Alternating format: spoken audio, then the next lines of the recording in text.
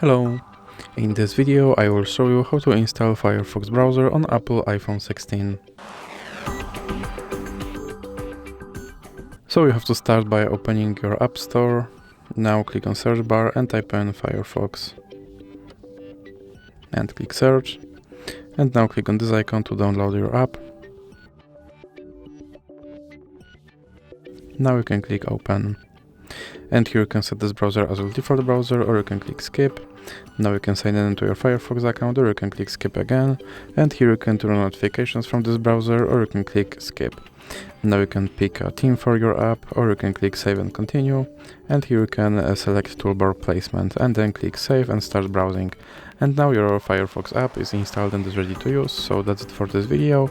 If you liked it, please remember to leave a like and subscribe.